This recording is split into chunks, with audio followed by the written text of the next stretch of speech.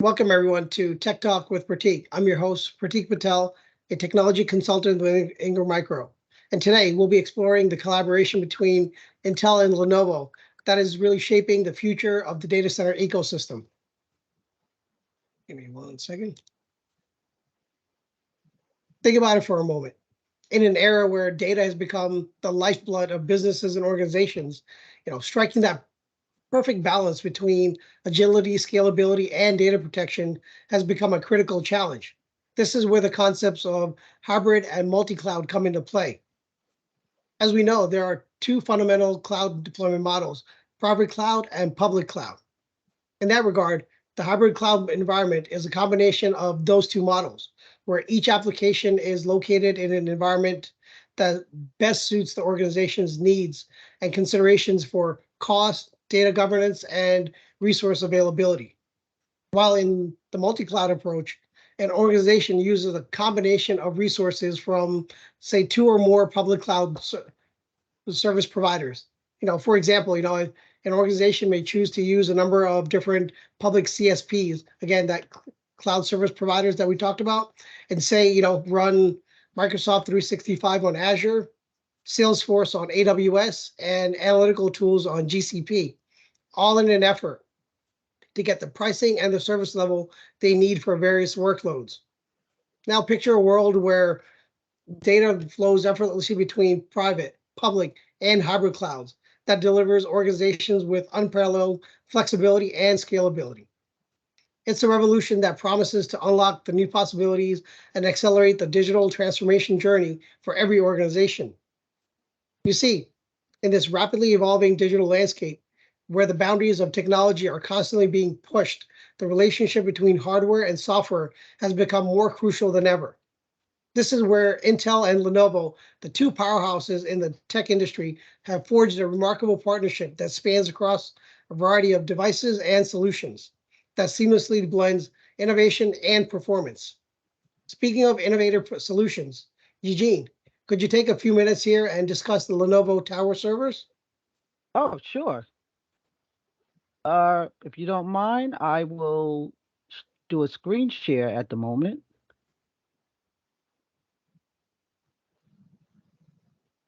Okay.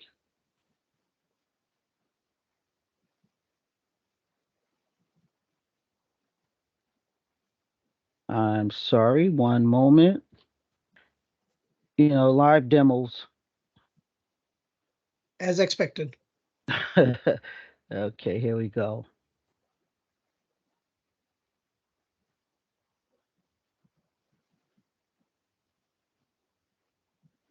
And can you all see my screen? Yes, we can see it. Okay, of course, everything is running slow, so just give me one moment.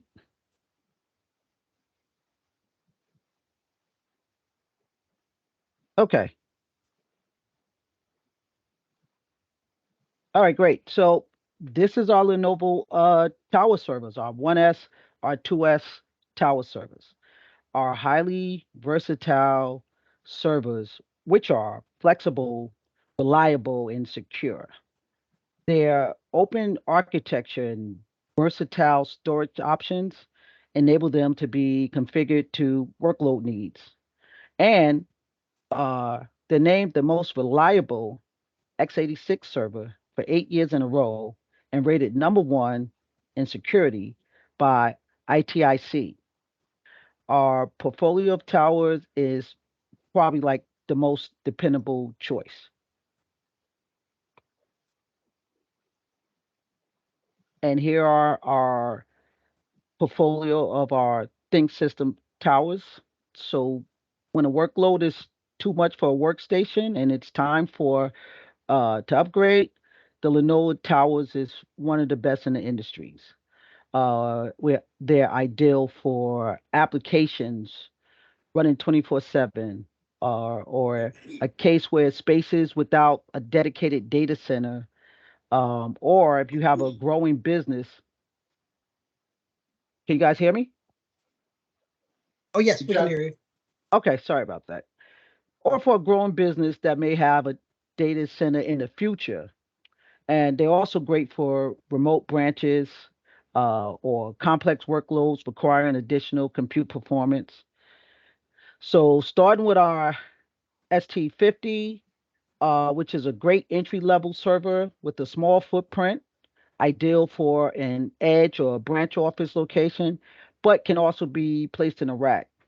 And then we have our ST250 V2, which provides a higher computing performance than the ST50 and has room to grow with your business. And all the way up to our high robust ST650 V3 tower. And I'll get into the V3 later throughout this presentation. It also provides the latest DDR5 memory to provide the speed required to tackle complex workloads such as virtualization, media streaming, database, or private cloud. One more slide I have for you. Okay, here we go. So when looking for a server solution for either data center or remote location, tower server is an ideal choice. They can be installed in a rack or a standalone server, and they're quieter than the rack counterparts. They're great for locations that do not have a dedicated data center. Overall, they make a great first server for any addition to any distributed IT infrastructure. And that's what I have to start off with. Perfect. Yep. Thank you, Eugene. So the reason I wanted to kind of, point out this particular tower portfolio is really because we have a lot of SMB partners on the call, and I wanted to make sure that, we do address, some of those offerings that are available. And I know towers is a critical offering that Lenovo provides. So I definitely wanted to make sure I talked about that. But let me do this. Eugene, are you still sharing? Sorry about that. I thought I stopped. Okay. So then let me continue. Along with the towers, Intel and Lenovo have really come together to provide a portfolio of products and solutions that drives the next generation of data storage and server technologies with ThinkSystem, distributed cloud and edge computing with ThinkEdge, and hyperconverged infrastructure, or HCI for short, with its ThinkAgile portfolio. For that reason, we'll investigate the incredible innovations, strategies, and breakthroughs achieved by Intel and Lenovo in this domain. And for that reason, I have their experts here today to discuss how they enable businesses to seamlessly integrate and manage their workloads across various cloud environments. First, we have Peter T., a data center and cloud specialist with Intel Corporation. Peter, thank you for joining us. Can you please tell us a little about yourself and your role with Intel? Yeah, sure, Pratik. Thank you so much. First of all, pleasure to share the stage with everyone here, and appreciate Ingram for hosting us today. So I'm Peter T., data center and cloud specialist with Intel, talking to you from my home office in Newport, Rhode Island.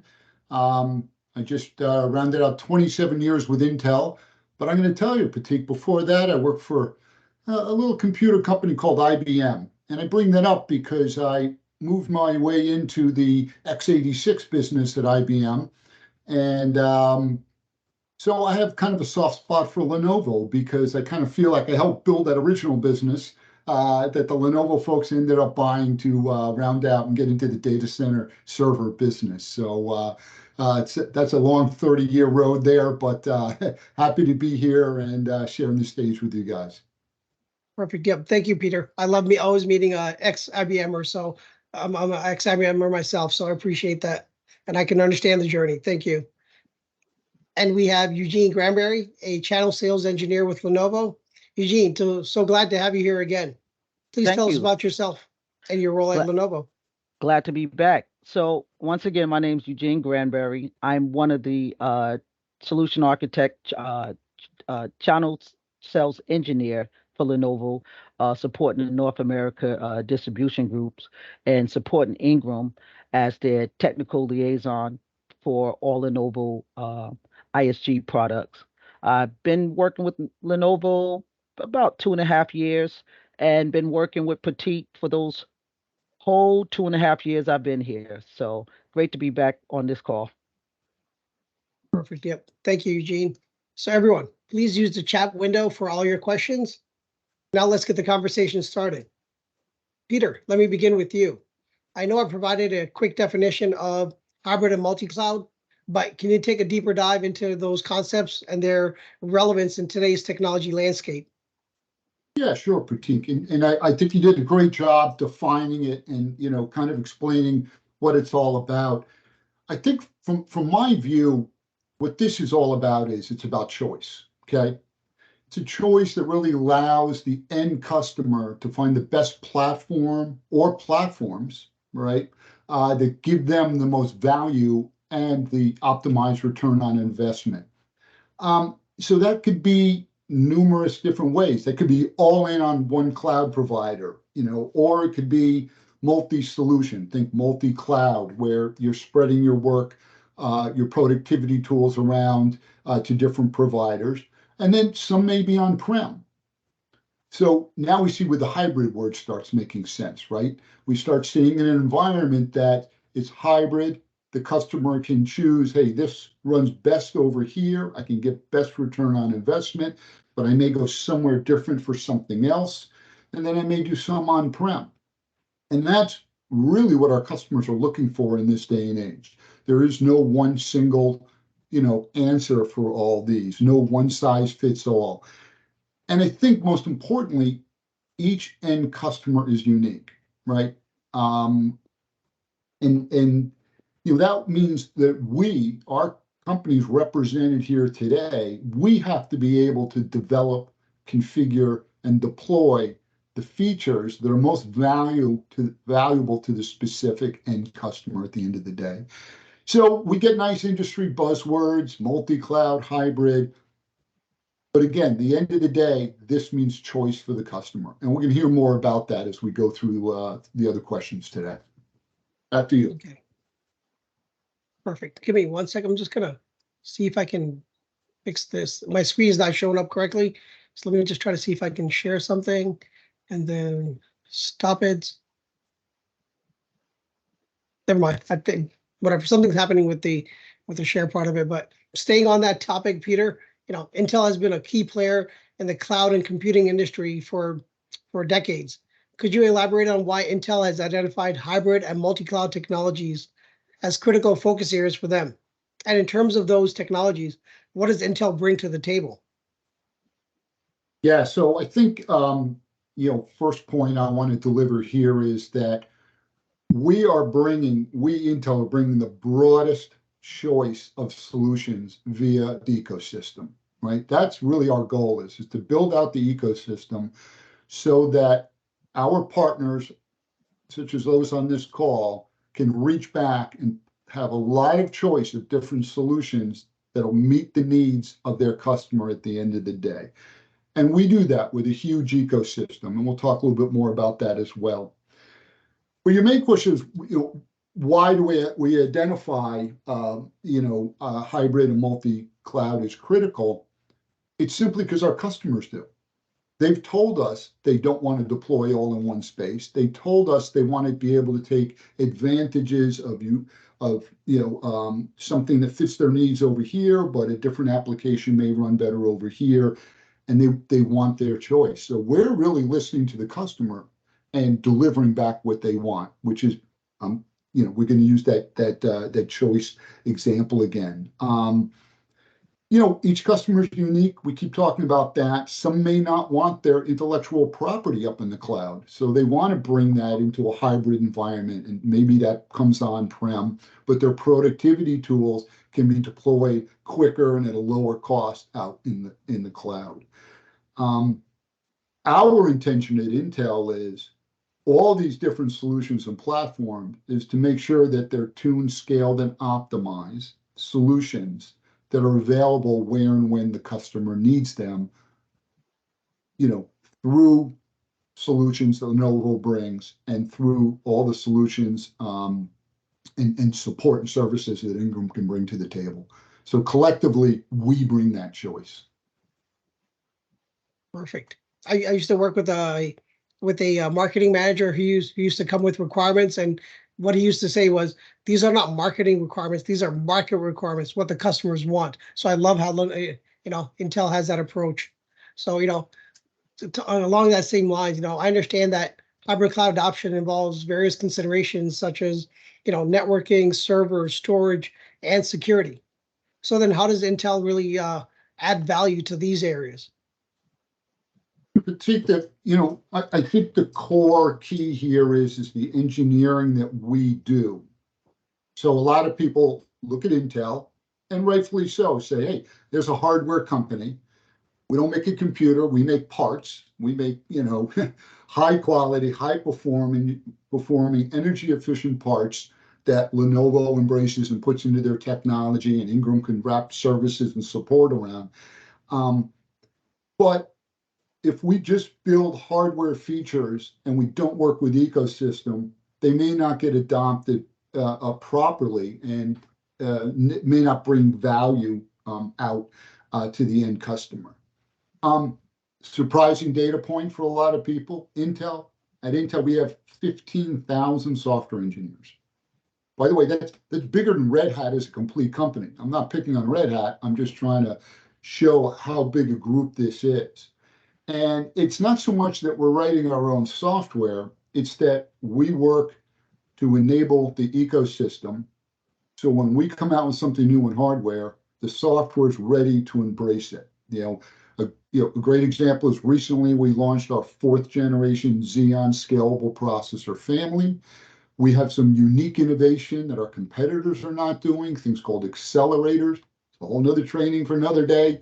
But we can build in these unique accelerators, but if we don't work with the software community to see those accelerators and get the benefits, it's just a piece of hardware not doing anything, right? So this is really, I think, the value that we're bringing in this space is that each of those areas that you talked about, networking, server, storage, security, are all CPU based. And not only are we bringing forward innovative technology, but we're making sure the ecosystem is ready to embrace it so end customers can take advantage of that value as quick as possible. It's all about the ecosystem. Perfect. Yep. Thank you, Peter. So Eugene, Lenovo is recognized globally as a leader in providing infrastructure solutions, and specifically for hybrid cloud. I know Lenovo offers ThinkAgile VX, MX, and HX solutions. So my question to you is, how does Lenovo leverage Intel technologies to deliver those powerful solutions? Well, great question and great timing, because Peter just segued me into what I wanted to talk about. I can go on for days about the value that Intel provide for us, but I would love to talk about our new V3 servers, which is the 4th gen Intel Xeon Scalable processors that he mentioned. And I'm more than excited about these. Can you guys see my screen? Oh, yes, we can see All it. right. We got Okay. On point. On point. Well, as Peter mentioned, that we actually introduced 7 new servers this year, with the 4th gen Intel Xeon Scalable processor, and our new portfolio of ThinkAgile servers. It provides increased speed, storage density, GPU, and memory, providing the performance necessary for intense workloads like AI, ML, VDI, virtual desktop infrastructure, virtualization, and media streaming. And so we just continue to enrich our offerings thanks to Intel. And so I just want to go a little further into our HX, VX, and MX platform as well. This is our VX series with our V3 4th gen Intel Xeon Scalable processors. And with that addition, with the latest 4th gen Intel Scalable processor, DDR5 memory, and PCR5 Gen 5, the ThinkAgile VX V3 version, that is, have increased performance, bandwidth, and speed. So by improving compression and space efficiency by up to 4 times, customers leveraging vSAN Express storage architecture can reduce their storage footprints, achieving the same number of IOPS with half the resources and reduce TCO by up to 40%. Just like he said, it's not all about making servers. It's about the environment and helping customers with all needs. Also, through the combination of compression and enhancement, RAID 6 coding, and the absence of cache tier with vSAN 8 with express storage architecture, customers can unlock up to 70% extra usable capacity when leveraging 6 or more nodes. So, express storage architecture enables you to do more with resources you already have. Great. And some Go of ahead. our benefit. I'm sorry. Sorry, go ahead. I'll ask the question later. Go ahead. Yep. And some of our benefits with the our HX series, thanks to the V3 improvement with the 4th-gen Intel Xeon Scalable processors, 2-time I/O bandwidth with PCIe 5.0 compared to the previous generation for virtualization and AI interference. We also have replication performance. I'm sorry, I skipped ahead. Okay, we also have replication performance improvement by more than 60%. So we have up to 50% faster time to insight. And the key improvements, some of the key improvements, as you can see, 50% more VDI usage per node, up to 240 terabyte storage capacity per node for Nutanix files, and up to 50% reductions in data processing. And that's just with our Nutanix. And also the improvement with the ThinkAgile MX and XXM series, 100% more virtual machine. That's compatible to the V3 to the V1 that we first have. And we also have 3-to-1 system rack consolidation, 2 times increase in AI data modeling. And I can go on and on. It's just that these new V3 servers are built for speed. They're built for more GPU usage and more consumption. So one question, Eugene. Yep. I know you mentioned the HXMX. Is there a decoder key that tells me what MX? Yeah. I'm so excited about the V3. I kind of skipped over that. So, of course, our naming convention, our ThinkAgile series, VX is our VMware machines, and MX is our Microsoft machines, and HX is our Nutanix. And the way our ThinkAgile portfolio is lined up, we sell certified nodes as well as appliance nodes. So the basic between certified and appliance is one comes with the OS already installed, and the other one is ready to have the OS installed onto it.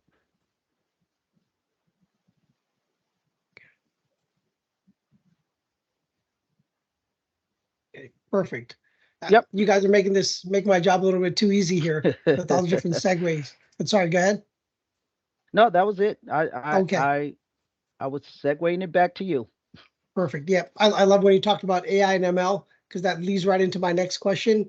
With all the news stories and technical articles coming out every day, we can all agree that AI has been a game changer so far. And the reason I use so far is I'm still waiting to see what else that they're going to be able to impact. And the best part about all of this is really that AI can be applied in a number of ways to improve business outcomes. So Peter, what does Intel see as these expected business outcomes? So, Pratik, I love talking artificial intelligence, but I got to make a comment first. I don't know if everybody noticed it. Eugene, you mentioned 4th-gen Xeon like 11 times. It was on every slide. Love it. I think I got to get you a t-shirt. I got to get you an Intel t-shirt, man. Joking aside, that's what's bringing a lot of that performance numbers that you talked about. And it's also the other value that Lenovo brings to the table. So we are super excited about that launch and that you guys are shipping. You got solid availability. What a difference from a year ago. Much better situation. So anyway, let's get back to the question at hand. Artificial intelligence. Pratik, I got kind of three main points, and I'm going to share a slide to kind of talk through the first one real quick. And I think it's important for us to all step back for a second and kind of really understand the artificial intelligence market. I think there's kind of a perception and a reality here, if you will. There's this perception that artificial intelligence equals NVIDIA equals GPUs. And we have to understand that there's a time and a place for GPU. GPUs, though, they're expensive. They can be $8, $9, $10, $15,000 per card. They require custom coding to take advantage of them. And then they give off thermals, they need more power, they have more impact on your server infrastructure. And again, there's a time and a place. We are coming out with industry standard, non-proprietary GPUs, and we will continue. But the perception is you don't always need that GPU. As a matter of fact, the reality is right now, 70% of the time, inferencing runs natively on the Xeon CPU. Not even another x86 on an Intel Xeon CPU. So that means deployment of artificial intelligence, 70+% of the time, and this number will keep going up, and I'll tell you why, can be done directly on the CPU. Now, that's an important point that I want you to remember. Second point is, artificial intelligence is not all autonomous cars and robots. While that is the cool stuff to see and look at, there's really a lot of, dare I say, mundane things that can be made more efficient with artificial intelligence. I will give you a quick example. At Intel, we have a program called the Intel Insight program, where a company like Lenovo runs an ad and it shows Xeon logo on it. They get some money. We pay them to co-op and put our our branding, our logos on top of their ads. We have thousands and thousands of partners that every week are sending in requests saying, Intel, you owe me this amount of money because I ran this ad. Well, that was a very paper-intensive process. Our IT group, not some special AI group, stood up a few servers, created image recognition. So they're bringing in all those requests, and then they train the tool to look for duplicates, fake requests. And by the way, in some cases, even saying, hey, this company actually deserves more money. They're not asking for enough.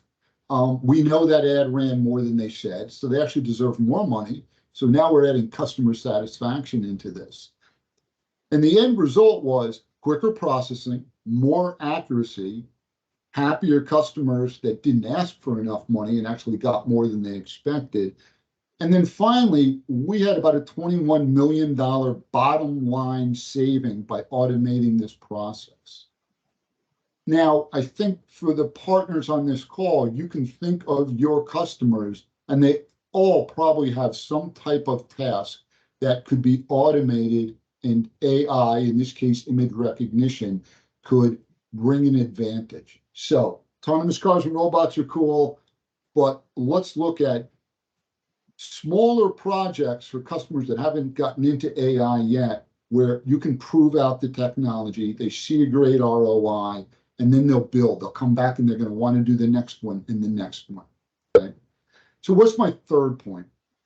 My third point is, what's Intel's goal here with artificial intelligence? And our goal is, we wanted to democratize AI. Democratize AI. What does that mean? That means we want to make it available to everybody. Okay. How do we do that? We lower the entry point of the cost of getting into it. One great example was my first point. If you can do more natively on the CPU, you don't need additional expensive add-on cards. You've lowered that platform cost. And that means for the partners on this call, Pratik, that just opened up the number of customers that can now say, now I can afford to deploy artificial intelligence. So that's why we're seeing this move from enterprise that have a lot of money and resources and can set up a whole data scientist group and then data analysts and do all kinds of cool AI stuff. Now we're seeing mid-tier, a lot of our customers wanting and needing to deploy AI. And we're even a step further, it's working its way into the SMB market. You know, I think it's a quote from, might be Tom's Hardware page. He said, it's not, am I going to be deploying artificial intelligence? It's how and when. It's a matter of getting there fast to stay competitive. So more we can do on the natively on the CPU. And by the way, it's going to bring us back to the 4th gen announcement that we had earlier this year. There's a unique accelerator in there called AMX. Again, another training for another day, but just remember, AI on steroids. And by the way, we're not just bringing amazing performance for inferencing, but we're also now giving you solid performance for machine learning and deep learning. Again, in some more advanced systems, you do need a GPU. Totally get that. But AI does not equal GPU. AI equals IA, Intel architecture. And we're driving down the cost so the partners on this call have more market to sell to. Now, we can't mention artificial intelligence without saying, what's the new buzzword? Gen AI. Gotta at least have a mention of Gen AI. And the main example of Gen AI is ChatGPT. Fun tool. You can easily set up an account for free to do some basic stuff. Don't put any intellectual property from your account or your customers up there, because remember, it's public. And that's a key point. Because when we talk about ChatGPT being a Gen AI tool or a generative AI tool, which is different from image recognition or natural language or recommender engines. This is a new type of AI that generates something based on your requests and based on a large database, if you will, of information. So it's fun, ChatGPT, but it's public. You don't want your company's intellectual property up there. You don't want them to know you're coming out with a whole new marketing plan. So that means our end customers collectively are going to want to bring this in-house. They're going to want to stand up their own version of this. Maybe it's a version for the marketing department. Maybe it's a version for the sales department, to quickly go through, past RFPs, to glean data and make it quicker to answer RFPs as an example. So time will tell. The industry said this is the 3rd big inflection point. We had the internet, we had the smartphone. Some are saying Gen AI is as big as those two. Time will tell if that's true, but I will tell you, every customer we meet with, it's part of the conversation. And my final point on this topic is every product that we build at Intel, we now have to answer, how does it enhance an artificial intelligence world? So it's not just our 4th gen Xeons. We've been building AI technology into our client CPUs for a couple of years now.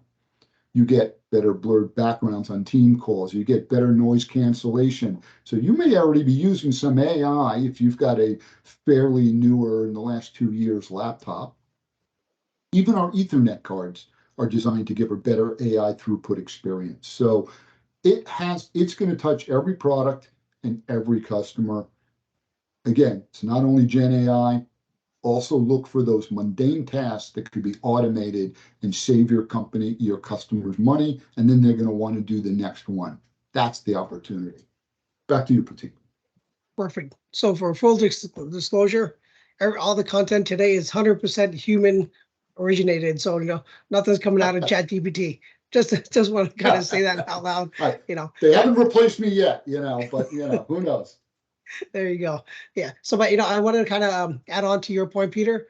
For AI, Lenovo actually has a team that's dedicated specifically for AI, edge computing, and all those type of technologies. But one of the cool things that they have is they actually have a team and they have a program called AI Innovators, where they actually they've actually verified hardware and software together. So I think the most complex part about AI is where do you start? So you can they've actually married the Lenovo hardware with specific AI vendors. Now they've actually put the put bombs together, put testing together, so they have verified data that shows what the performance will be. So if you want to learn more about that, definitely reach out to me because I can definitely help you get connected to the right people on the Lenovo side. And I'm going to assume Intel is probably on the same boat as well. They probably have the same type of leaders working from that end as well. Absolutely. Yep. So expanding on something you mentioned earlier, Peter, the perception is implementing hybrid and multi-cloud infrastructure is complex. However, I know there is a simple and accelerated deployment option, and it's called Intel Select Solutions for Hybrid Cloud, which speeds up time to value with workload optimized hardware and software solutions that are ISV certified, OEM validated, and performance verified. Can you elaborate on these solutions? And what I'll do is I'll put a link from that actually talked to the Intel Select Solutions from Lenovo into the chat while you're speaking. Yeah, Pratik, I'm glad you brought this up. Thank you. And I'm just going to share the next slide here. So the key word here is select solutions. And what we've done here is we've created a tool that really helps our partners, get faster to making a recommendation to their customer. Okay. I mentioned the word unique, and every customer is different. So there's no cookie cutter approach. But if we can get you 50, 60, 70% down the pathway of here's a great solution for VDI, here's a great solution for, hybrid cloud, here's a great solution for database engines. It gets you further down the path quicker, which means you're adding more value to that conversation you're having with your customer. Okay.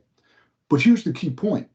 We're not just saying, hey, here's a nice Lenovo configuration. And by the way, if I'm not mistaken, I think Lenovo has the most of these select solutions created.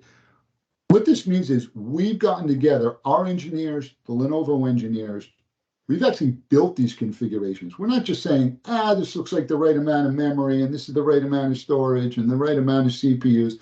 No, this is actually physically built out. The software is run. It's a proven, tested configuration.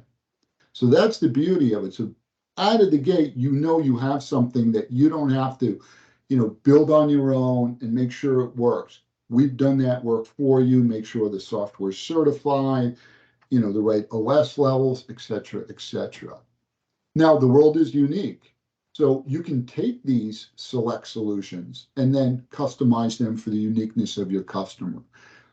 But what I think we've given you is a kind of an out of the gate, faster starting point to move that conversation along. So take a look. You can find these select solutions on Intel.com. You can find them on the Lenovo site. We're really excited. And again, a lot of engineering hours behind the scenes to make sure these are working, they're optimized, and they are ready to be deployed. Back to you, Pratik. Perfect. As we're talking about solutions, Eugene, could you share some real world customer success stories where Intel and Lenovo solutions, have really played that crucial role in implementing hybrid cloud environments? Sure. Well, I can give big stories like Ducati or DreamWorks. But you know, since I've been working here for the past 2.5 years, I've seen a couple of deals where there's been like maybe a small marketing um a small corporations that want to move to the cloud. And since COVID, with everybody working in a hybrid format, one way or another, or doing remote working. You know, a lot of companies interested in moving to the cloud, but they're a little nervous. So we have to allow them to take their baby steps to move up to the cloud. And I've seen corporations that went from having uh, uh, one or two use servers to saying, okay, let's move up to the cloud. Let's start off slow. Let's get a Lenovo ThinkAgile uh, VX system, and we'll get VMware. We'll start our virtual desktop, and this way, we don't have to keep 50 computers on site. We can just have 10 or 15 and share them amongst the users. And then we can say, okay, let's move a little bit of our information to the cloud. Let's let's just take our time and take baby steps. And that's the beauty working with Intel and now with the V3 servers. And I'm not saying this again to get a t-shirt, but I'm a size I'm size L just in case. We got But you. by We got you. by working with them in the new Gen 4, it allowed them to start up slow and build up into the cloud system and use VMware for their virtual desktop and for their remote, and they could work from the remote locations. And I've seen that a few times where I like the customers that want to get over to the cloud for the first time and they come to us. It's a beauty. It's like you have to hold their hands and say, "Trust me, it's going to be okay." But like I said, and also with Microsoft Azure or XM or Big Agile XMN stack, it allow for you to have one unit in one. So customers love the fact that they can have on-prem plus uh, uh, cloud service as well as storage and everything in one unit. So it gives them the complexity to grow slowly, but it introduced them. And, once you go cloud, you're never coming back. Right, right. Yeah, so I love that you focused on SMB. I know there's all Yes. those like the big flashy use cases you could talk about, but SMB is really where I'd like to move that needle because that's really where we can see a lot of synergy there. So definitely thank you for that. Yep. So building on those points, Peter, our audience today is a mix of sales and technical backgrounds. How can they effectively position that Intel's value that you spoke of in the hybrid cloud, to their customers? Yeah, Pratik, I like your drilling down to the audience and the different audience types. So on the sales side, I think the way to approach this is you use these topics as a door opener.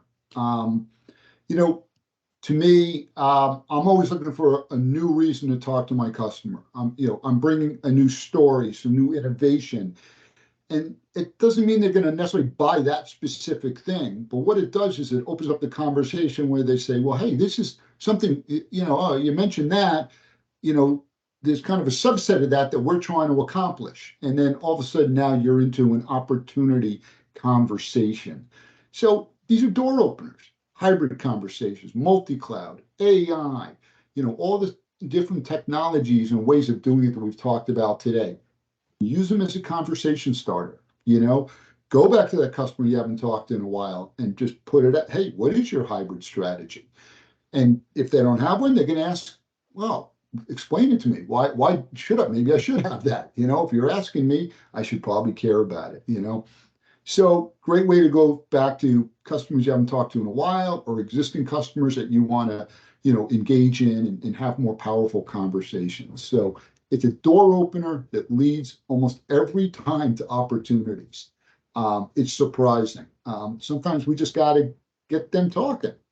Technical folks, now you got the harder work, right? You got to be prepared to actually walk that customer down the path and define, what they want, what they're trying to accomplish, and what they can implement that are going to give them the results that they're looking for. So now you're getting into the giving them confidence in the technology, tweaking it, making it unique, customizing it for their specific needs. And, you're going to need to be able to do a deeper dive, technical conversation. Okay, what is that accelerator that Intel talked about for artificial intelligence? Of course, it's got an acronym AMX, but what is it actually doing? How is it delivering 4, 5, 600% increase in performance on AI platforms natively on the CPU? The technical folks are going to need to take the deeper dive training. We call that continuous learning, right? Just staying up with the latest, hopefully staying a couple steps ahead of your customer.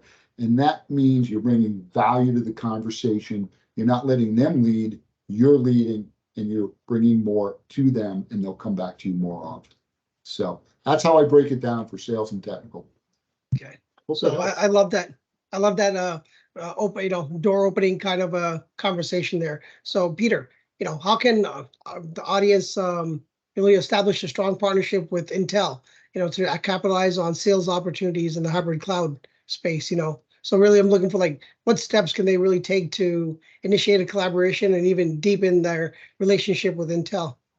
Yeah, this is great. So, the starting point for this is, on the Intel side, we invest a lot of time, money, and resources into Ingram.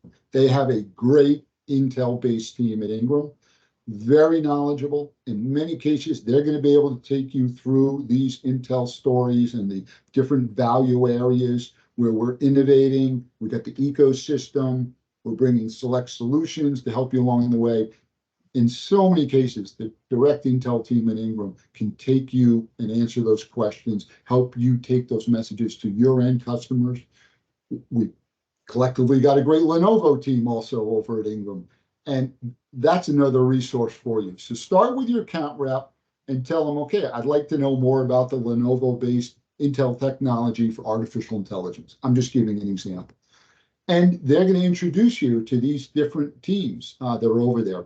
The beauty is those teams, super knowledgeable, they also know when the right time is to reach back to Intel and maybe pull in myself or another subject matter expert.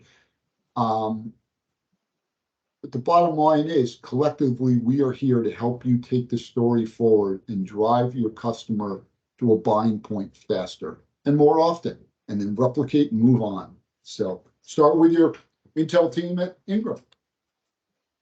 Perfect. Yep. I love that approach. Start with Ingram and let them help you connect the dots. So that's perfect.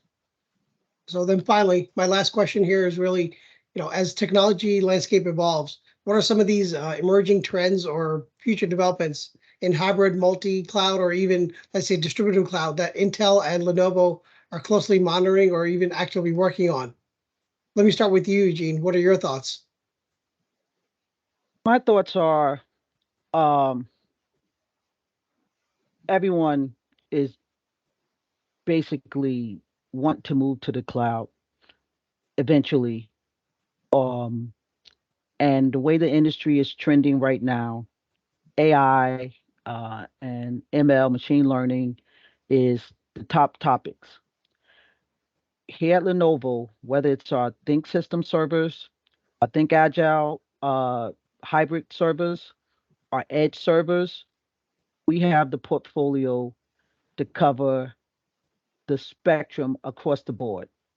Whether it's, like I said, the small mom and pop shop that want to try to test the waters with the cloud servers, or it could be a large corporation that uses a SQL Server or SAP HANA.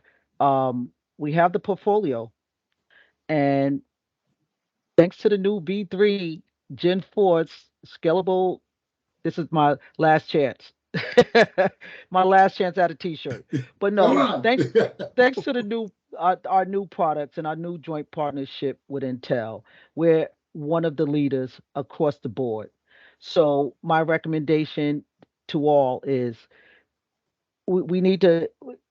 I wouldn't use the word push, but we need to suggest cloud service. We need to suggest or have a conversation about AI and machine learning and talk about which direction this corporation is going, because no one wants to get left behind, and we have to keep moving forward. And like I said, Lenovo have the full portfolio across the board, and you can just go on Lenovo Press. You can reach out to Ingram. You can reach out to me, and I can give you guys a full copy and a demonstration of the rest of our portfolio. Perfect. Yep. Thank you, Eugene. And how about you, Peter? What does your crystal ball show you? Yeah, Pratik. So, I mean, as we kind of think about like, the future, kind of looking out, I like to begin this conversation with what I call we are today at the beginning of the future of server CPU technology. What do I mean by that? I told you earlier, I've been around 27 years at just Intel alone. How can this be the beginning? Well, it's because it's a super exciting time, and there's a lot more innovation that is just begun and will continue in the server marketplace, which is the cornerstone of all this hybrid cloud, on-prem, edge compute that we've been talking about today. Candidly, I think our company took our eyes off of innovation a little bit. I don't know if we got a little focused on other things or just lost our edge a little bit. But what I'll tell you is, with that fourth generation Xeon Scalable processor family, this is the beginning of the future where we're bringing back innovation. That innovation comes in the way of new accelerators. That's something our competition is not doing. We're making each core more efficient because of those accelerators.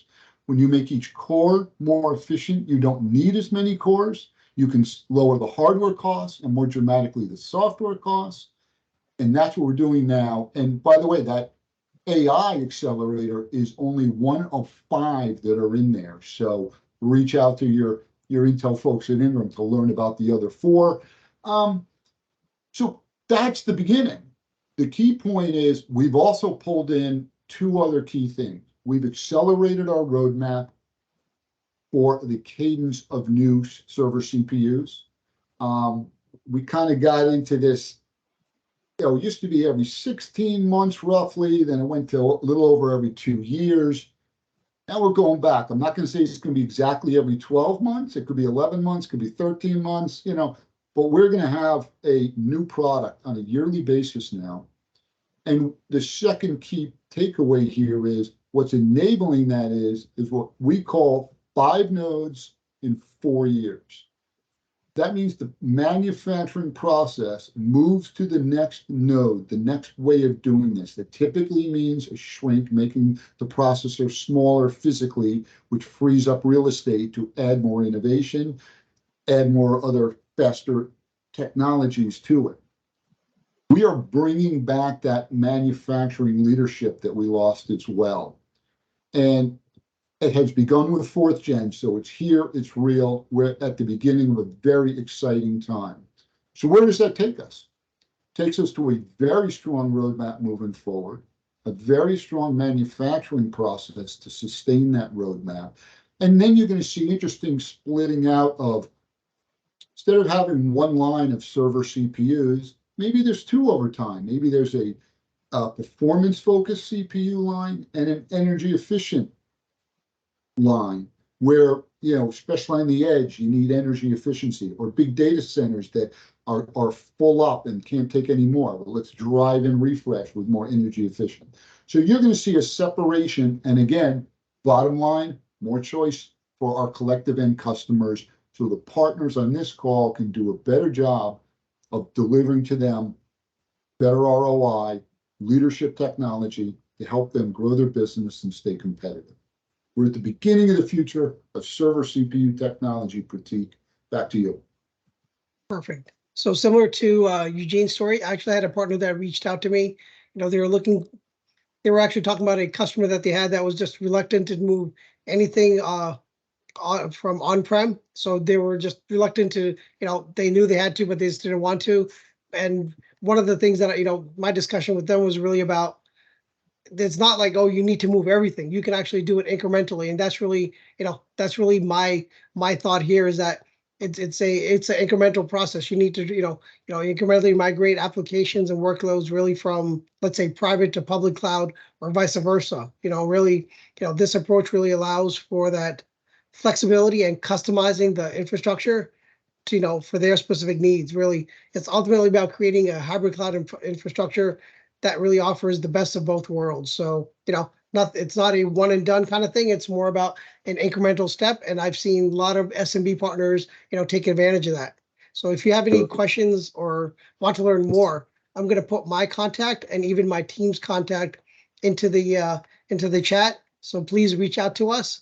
And then what I wanted to say is, just as a reminder, I'm going to be putting the link for August Tech Talk in there in the chat as well. So please register for that particular event, and also And for the booster program. And Sorry, go Pratik, ahead. I think we had a request on the chat for the slides. Yes. And I know the whole recording will be made available. I'm sure you're going to make the individual slides available as well. Right. That's as part of the follow-up. We will provide the recording and the slides as well. So definitely, look forward to a lot more information. So not more of a goodbye, but really more of, hey, there's this, a continuation of our conversation. So finally, I would like to thank my guests, Peter T. and Eugene Grandberry, for sharing their insights with us. I know, Eugene, I pulled you in really late in the game, but you pulled it through. Great. Thank you very much. Well, that's it for today. I think, we've done, so many of these. Everyone just gets better each time. So perfect. I love the collaboration today. Everyone, thank you for joining us.